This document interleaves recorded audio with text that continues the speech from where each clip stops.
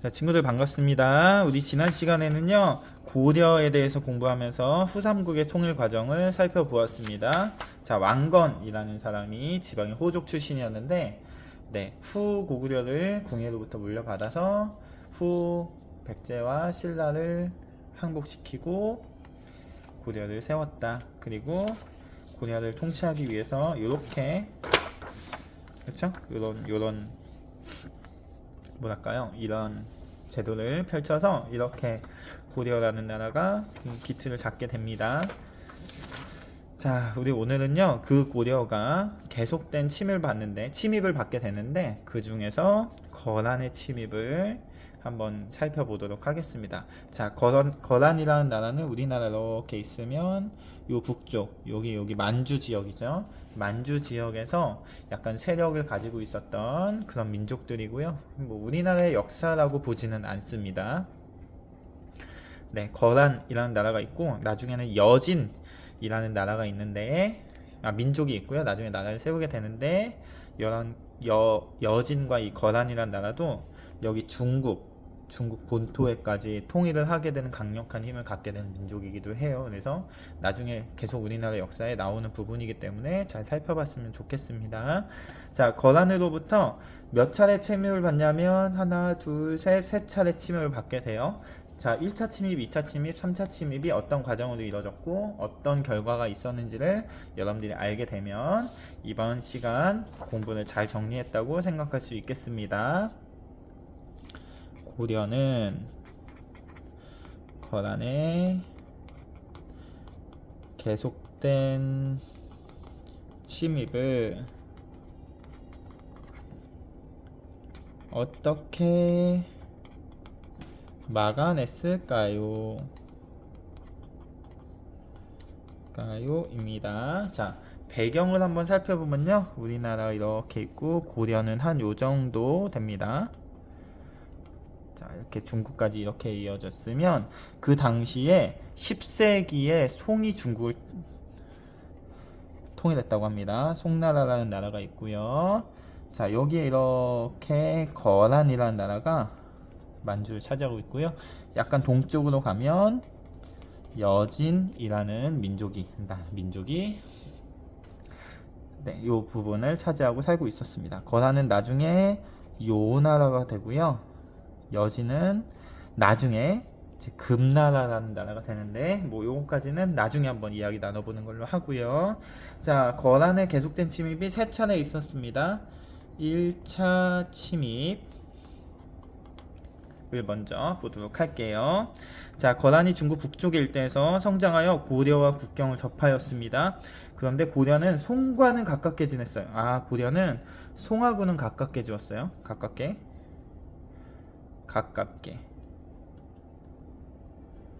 그런데 발해를 무너뜨렸던 거란. 아, 거란은요 나중에 지난번에 발해를 무너뜨렸네요.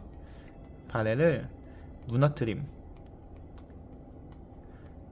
자, 고려는요 후 고구려로부터 왔고요. 그 다음에 발해라는 나라도 고려의 후손임을 우리 이야기했었던 적이 있죠. 그러니까 뿌리가 전부 고구려에 있어요.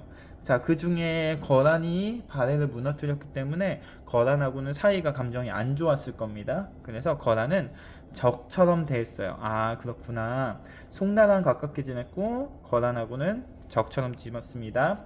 자, 그래서 거란은 송을 공격할 건데 힘이 강력해져서 이렇게 공격하려고 했더니 뒤에서 고려가 이렇게 샌드위치로 후방을 공격하면 불편하겠죠. 그래서 먼저 고려와 송의 관계를 끊기 위해서 고려를 침략하게 됩니다. 자, 그게 1차 침입이고요. 1차 침입에서는 누가 등장하냐면 서희라는 사람이 등장합니다. 자, 서희를 한번 그려볼게요. 서희라는 사람은 뭐냐면 장군이나 이런 사람이 아니고 뭐냐면 문신이라고 해서 관리입니다. 관리. 그러니까 싸우는 사람이 아니고 이렇게 뭐라고 해야 돼? 문신. 네, 무슨 뜻인지 알죠? 네, 그런데 자, 서희라는 사람이고요. 서희라는 문신이고요. 소손영이라는 거란의 장군이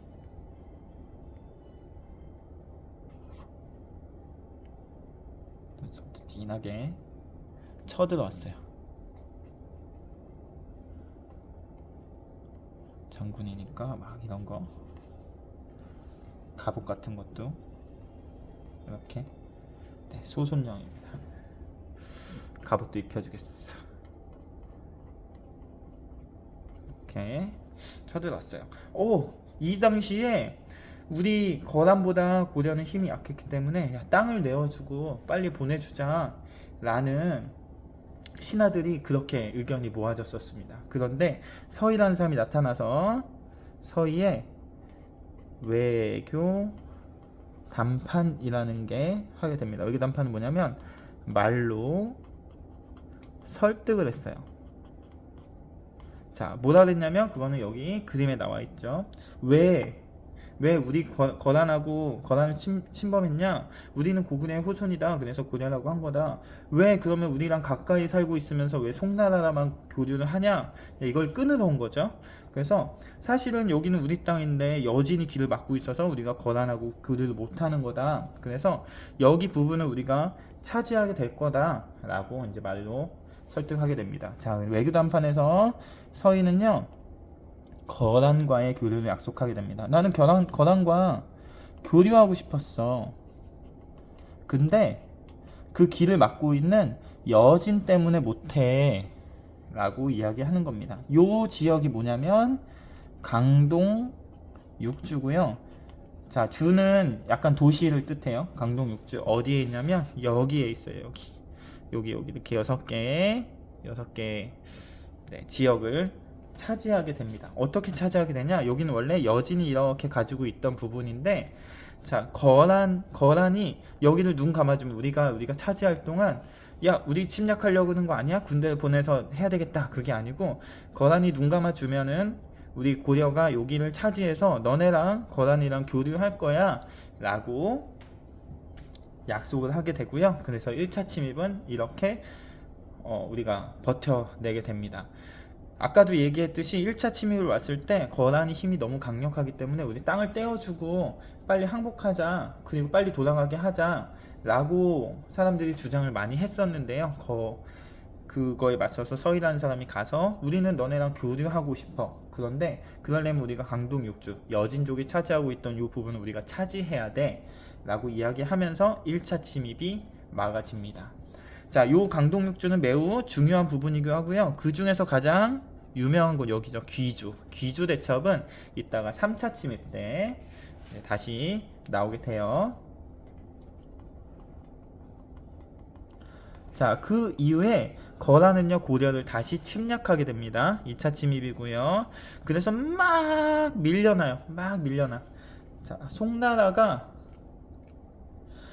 아까 뭐라 그랬어요? 거란과 교류 약속했잖아요. 그런데 송나라와 계속해서 교류를 했어요. 자, 송나라랑 거란은 지금 막 싸우고 있는데 계속 교류하니까, 약속을 어기고 교류하니까 어떻게 해요? 거란이 얘네들이 말을 안 듣네. 거란에 침입을 하게 됩니다. 그러면서 개성도 함락되고요. 이건 수도죠. 함락되고요. 자, 이 상황에서 양규라는 장군이 활약하면서 결사항전이 이루어지고요. 그러면서 거란군이 다시 돌아가게 됩니다. 자, 돌아간 이유는 양규 장군의 활약도 물론 있었지만 원정이니까, 그쵸? 먼 길을 이렇게 떠나와서 공격한 거기 때문에 힘이 아마 붙였을 걸로 생각을 해요. 그러나 어쨌든 이런 장군이 끝까지 항전하지 않았다면 우리는 더 많이 땅을 빼앗기면서 더 많은 피해를 입게 되겠죠. 어쨌든 양규 장군이라는 사람이 활약을 하면서 어느 정도 피해를 최소화하면서 2차 침입을 지켜냅니다. 1차 침입 같은 경우에는 우리가 땅을 더 얻게 됐지만 2차 침입 같은 경우는 지금 피해를 많이 입었어요. 이거는 이겨냈다가 아니고 버텨냈다라고 봐야 됩니다. 자, 우리가 안타깝지만 고려는요, 그 당시에 거란보다 힘이 약했던 거는 사실입니다. 자, 마지막 그 이후에 다시 3차 침입이 오고요. 거란은 여기 있는 강동 육주를 다시 돌려달라고 요구하면서 침략을 하게 됩니다. 자, 그때는 아주 유명한 장군이 다시 등장해요. 요거는 유명하니까 양주 장군도 그려줬어야 되는데 어쨌든 굉장히 유명한 장군이 다시 등장하는데 이 장군의 이름은 바로 강감찬 장군입니다. 강감찬 하면 무슨 대첩이 떠올라야 되죠? 네, 귀주 대첩이 떠올라야 하고요. 강감찬 장군입니다. 역시 갑옷을 입혀주겠어요. 강감찬 장군이고요. 강감찬 장군은 자, 거란 3차 침입은 강동 육주를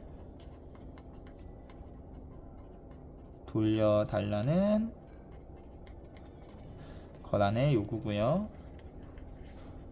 그러면서 우리가 힘이 엄청 세니까 거란한테 약간 굴복을 해, 항복을 해. 또는 너네가 우리 약간 아래라고 해서 황제한테 너네 왕이 계속 인사를 해 라는 요구를 가지고 침입을 하게 됩니다. 거란이요.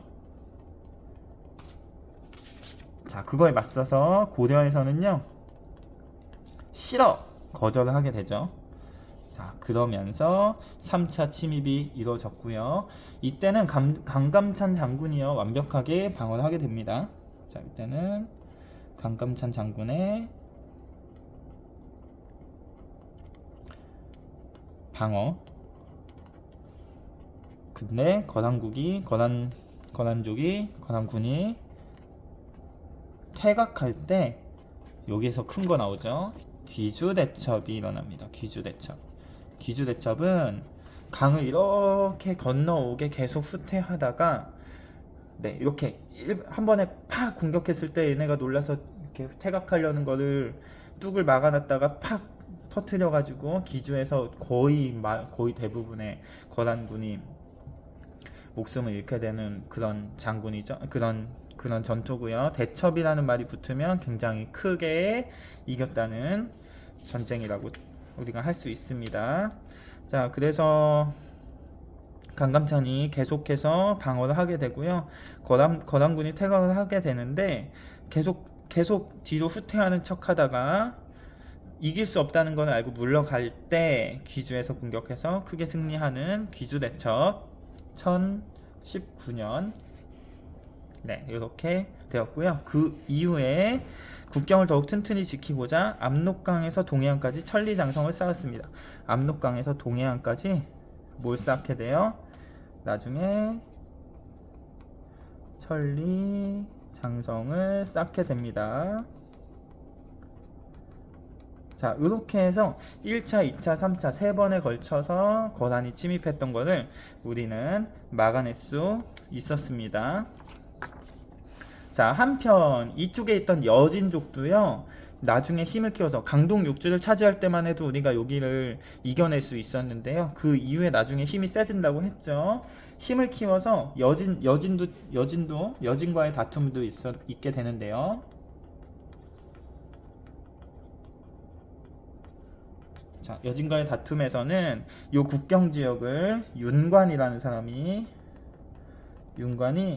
별무반이라는 것을 이끌고 여진을 정벌하게 나서 동쪽 북쪽 여기 부분에 9개 성을 쌓는 그런 일도 있게 됩니다. 자, 이 별무반이라는 거는요, 약간 신식 군대예요. 신식 군대. 왜냐면 이 여진족, 거란족 마찬가지로 막 말을 타고 많이 다니는 그런 군대에 있는데 우리는 보병 위주였겠죠. 자, 그래서 별무반이라 해서 그동안 보병으로만 화살만 쏘고 이런 게 아니라 막 말을 타고 다니고 이렇게 막 그다음에 활도 쏘고 다양한 전법을 사용하는 그런 군대를 만들게 됩니다. 특별한 무력 싸우는 특별하게 싸우는 군대다 해서 별무반을 만들게 되고요. 네, 신식 군대라기 하기보다는 어떤 다른 전략을 사용하는 이런 군대겠죠. 자, 얘네들이 여진을 정벌하게 되고 그러면서 동북 쪽에 9개의 성, 동북 구성을 쌓게 됩니다. 자, 동북 구성은 어디 있냐면 우리나라 지도 이렇게 있고요. 아까 천리장성 이렇게 쌓았다 그랬죠? 자, 요 부분에 동북 구성이 있습니다. 자, 그래서 우리 이번 시간에는요, 거란이 우리 고려를 세 차례 침입했던 것, 침략했던 것, 그리고 여진과의 다툼에 대해서 이야기 나눠봤고요. 이런 상황 속에서 맞서서 싸웠던 이런 역사적 인물들에 대해서도 우리가 같이 생각을 해 보았습니다. 자, 우리가 그러니까 힘을 길러서 싸울 수도 있고요. 그쵸? 힘이 약할 땐 버텨낼 수도 있고요.